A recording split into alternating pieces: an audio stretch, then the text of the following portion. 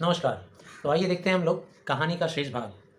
कहानी के शेष भाग में गजाधर बाबू अपनी पत्नी को हिदायत देते हुए कहते हैं, इतनी बड़ी लड़की हो गई बसंती और अभी तक उसे खाना बनाना नहीं आता।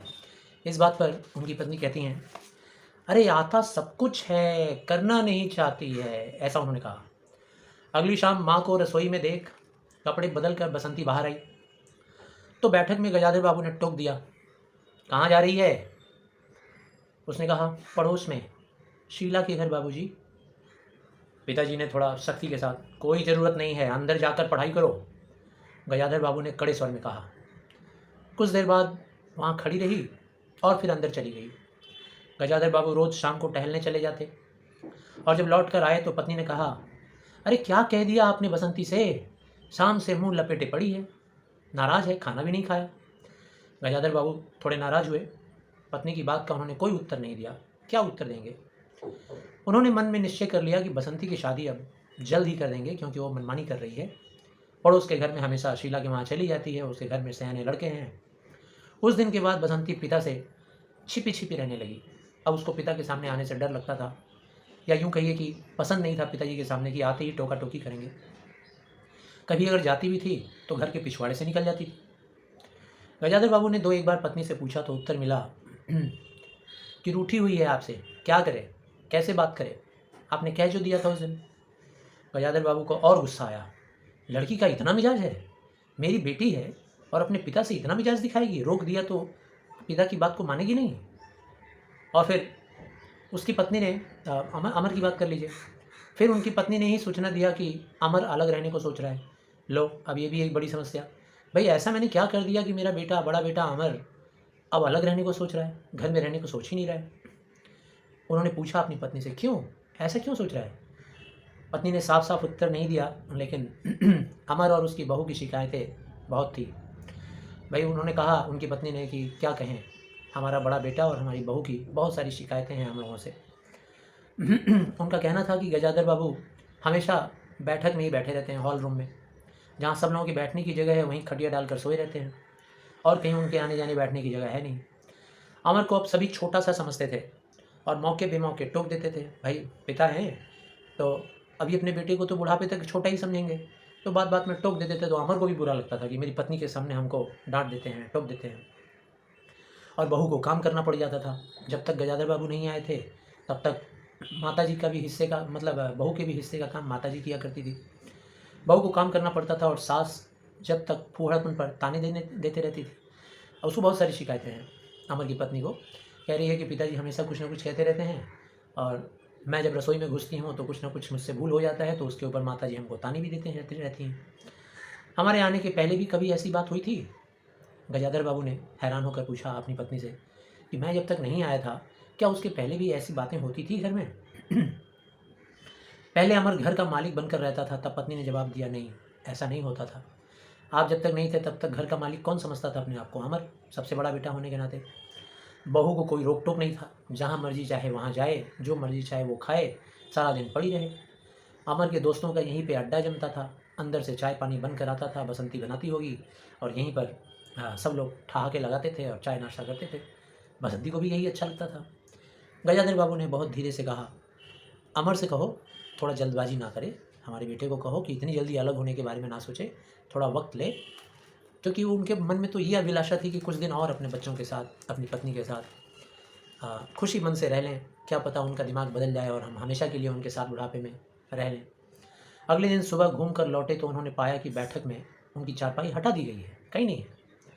अंदर आकर पूछने ही वाले थे, तभी उनकी दृष्टि रसोई के अंदर बैठी हुई पत्नी पर पड़ी। उन्होंने कहने को मुँह खोला कि बहू कहाँ है, पर कुछ याद आकर चुप हो गए। यानी कि उनके मन में आया कि एक बार पूछें कि क्या हुआ भाई, हमारी बहू कहाँ गई है। लेकिन तभी कल की बात याद आ गई, जो पत्नी से बात हुआ था कि बहू को बुरा लगता है कि बाबूजी हमेशा बैठका में बैठे रहते हैं, ये सब। फिर वो चुप हो गए। पत्नी की कोठरी में झांका तो वहाँ पर आचार, रजाइयों और कनस्तरों के मध्य अपनी चारपाई पाए।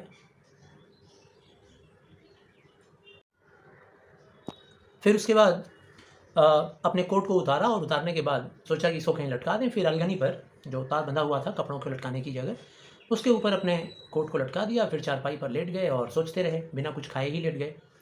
बहुत देर तक सोचते रहे। शरीर भी तो बूढ़ा ही हो गया था, थोड़ा बहुत चल लेने पर सुबह शाम पूरी तरह से थक जाते थे। गजाधर बाबू अपना बड़ा सा खुला हुआ वो सर्विस क्वार्टर उनको याद आ रहा था कि देखो यहाँ रहने की जगह नहीं, अपना बनाया हुआ मकान में रहने का जगह नहीं। और वो सर्विस का क्वार्टर, वहाँ कितनी आज़ादी से रहते थे। पैसेंजर ट्रेन याद आने लगा, वो चहल पहल याद आने लगा, चीर परिचित चेहरे, लंबे समय से जाने पहचाने चेहरे याद आने लगे। पटरियों पर रेल की पहियों की खटखट, वो मधुर संगीत वो याद आने लगी। तूफान और डाक गाड़ी के इंजनों की चिहाड़ उनकी अकेली रातों की साथी थी। जब वो अकेली रातों में रहते थे तो यही सब बातें उनकी साथी थी। और वहाँ बगल में कोई सेठ रामजी मल थे, उनसे इनका काफ़ी सानिध्य था, काफ़ी नज़दीकी थी, वही उनके साथी थे। वह जीवन अब उन्हें यह खोई निधि सा प्रतीत हुआ। ऐसा लग रहा था वो जीवन कहाँ चला गया, जाने कहाँ गए वो दिन। उन्हें लगा कि वो ज़िंदगी द्वारा ठगे गए हैं। ऐसा लगने लगा कि ज़िंदगी में मैं तो ठग लिया गया, जिसके लिए मैं ज़िंदगी भर अकेला रहा, कितने सारे संघर्षों को सामना किया, कितना मुश्किल झेला। आज वही लोग हमारे नहीं हैं। आज हमको हमारे बनाए हुए घर में एक चारपाई रखने की हमारी जगह नहीं है। उन्होंने जो कुछ चाहा उनमें से उन्हें एक बूंद भी नहीं मिला। लेटे हुए घर के अंदर से आते विविध स्वरों को सुनते रहे। बहू और सास की छोटी सी झड़प, बाल्टी पर खुले नल की आवाज़, रसोई के बर्तनों की खटपट, यही सब सुन रहे थे। उसी में दो गौरैयों का वार्तालाप। और अचानक ही उनके मन में ये निश्चय आया कि अब घर की बात में दखल न देंगे। भाई, जब मेरे रहने से और मेरे दखल अंदाजी से ही लोगों को समस्या है, बड़ा बेटा अलग हो जाना चाहता है, बेटी अलग नाराज़ है, तो भाई क्यों दखल अंदाजी करें। यदि घर का स्वामी मालिक पूरे घर में एक चारपाई की जगह नहीं पा रहा है तो क्या करेंगे, कोठरी में पड़े रहेंगे। अगर कहीं और डाल दी गई तो वहाँ से चले जाएंगे, कहीं और हटा दिया जाएगा, मेरा कोठरी हो सकता है छत पे कर दिया जाए तो छत पे चले जाएंगे, क्या करेंगे। और मेरे रहने के लिए तो कोई स्थान ही नहीं है। बच्चों के जीवन में उनके लिए कोई स्थान नहीं है, तो अपने ही घर में परदेसी की तरह रहेंगे। और उस दिन के बाद सचमुच बाबू कुछ नहीं बोले। नरेंद्र मांगने आया तो बिना कोई कारण पूछे ही उसे रुपए दे दिए। उसने आकर कहा होगा, बाबूजी पैसे चाहिए, दे दिया। बसंती शीला के घर चली जाती थी और काफ़ी देर रात अंधेरे तक आती थी, तो भी कुछ नहीं बोलते थे। उन्हें सबसे बड़ा गम यह था कि चलो बच्चे हैं, बड़े हो जाएंगे तो उनका एक अलग सोच हो जाएगा, माता पिता को बूढ़े समझने लगेंगे। लेकिन जो अपनी भार्या है, जो अपनी पत्नी है, उसमें कितना परिवर्तन आ गया है। मन ही मन कितना भार ढो रहे हैं, इससे वह अनजान ही बनी रही। उनको इस बात का दुख था कि मैं कितना भार ढो रहा हूँ, कितनी जिम्मेदारियों तले दबा हूँ और किस परेशानियों से गुजर रहा हूँ। मेरे मन में क्या बीत रही है, आत्मा पे क्या बीत रही है। वो मेरी अपनी जीवन संगिनी जब नहीं समझ रही है तो मैं दूसरों से क्या समझूँ, क्या उम्मीद करूँ। बल्कि उन्हें पति के घर के मामले में हस्तक्षेप न करने के कारण शांति ही थी। उन्होंने महसूस किया कि मेरी पत्नी इन सारी बातों को जानते हुए भी अनजान बनी हुई है, और कहीं न कहीं उसके मन में भी शांति है कि चलो बूढ़े ने बोलना बंद कर दिया, आप बीच में न पड़ा कीजिए, बच्चे बड़े हो गए हैं, हमारा जो कर्तव्य था कर रहे हैं, पढ़ा रहे हैं, शादी कर देंगे। ऐसा उनकी पत्नी ने उनको जवाब दिया था। वो बात उनके दिमाग में रह गया। गजाधर बाबू ने आहत दृष्टि से पत्नी को देखा।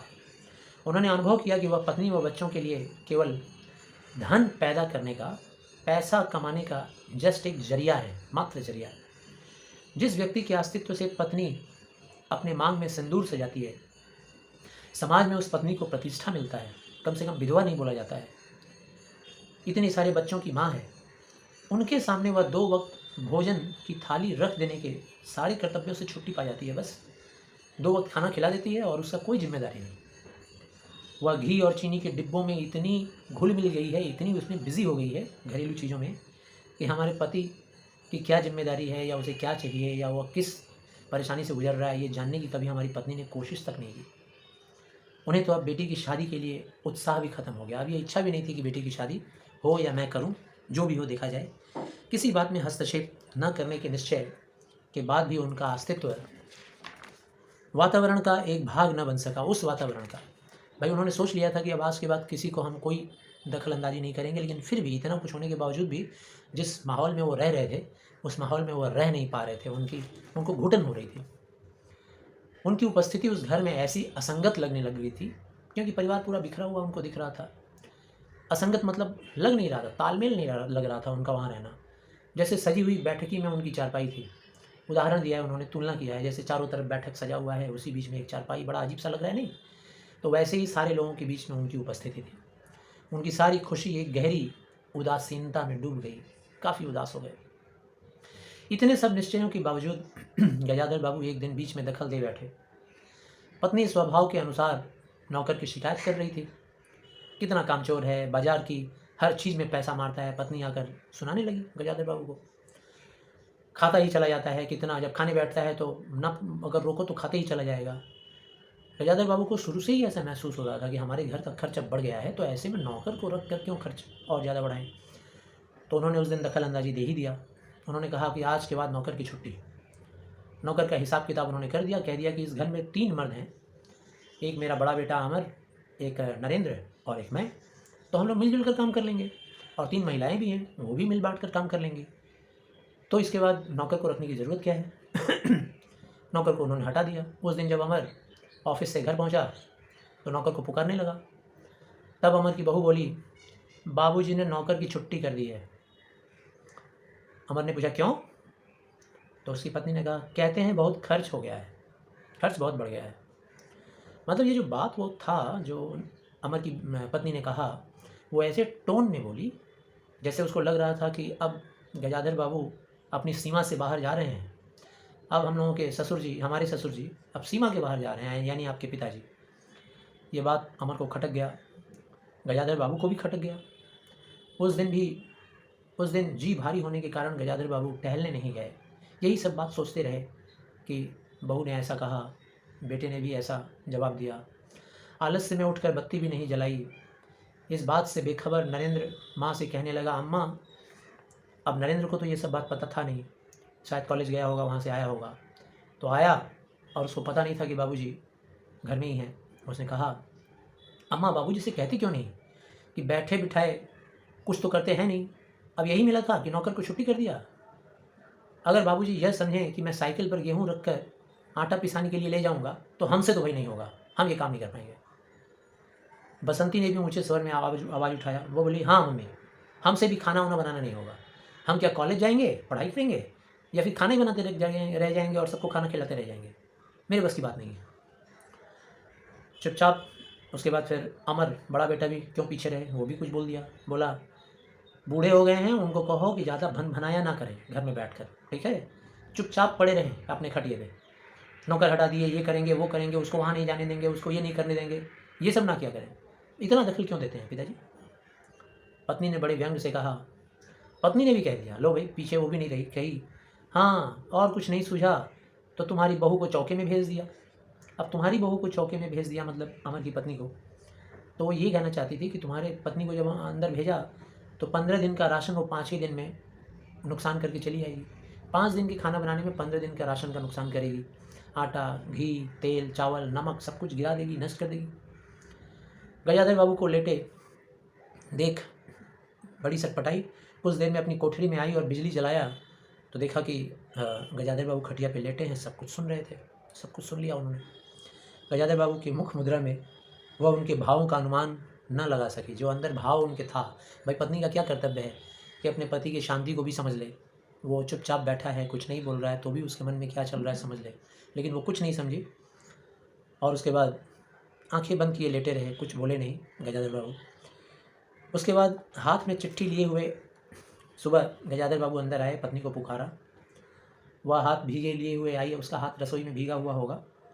आंचल से पोंछती हुई, हाथ को ऐसे ऐसे पोंछती हुई आई और आकर उनके पास खड़ी हुई। गजाधर बाबू ने बिना किसी भूमिका से कहा, कोई भूमिका नहीं बनाया, कोई इंट्रोडक्शन नहीं दिया, ये वो वगैरह वगैरह बोल के फिर असली बात पे नहीं आए, बल्कि डायरेक्टली ही असली बात बोल गए। उन्होंने कहा, मेरे वो जो मित्र थे ना स्टेशन के बगल में, रामजी मल, उनकी चीनी मिल में एक नौकरी मिली है मुझे। खाली बैठे रहने से तो अच्छा है, 2-4 पैसे कमाता रहूँगा बुढ़ापे तक, मरते दम तक। तो मैंने मना नहीं किया और उन्होंने बहुत पहले भी मुझे कहा था, लेकिन पहले मैंने मना कर दिया था। मेरी इच्छा थी कि मैं घर पर आऊँ, लेकिन अब मैंने मना नहीं किया। इसके बाद बुझी आग में एक चिंगारी चमक उठी।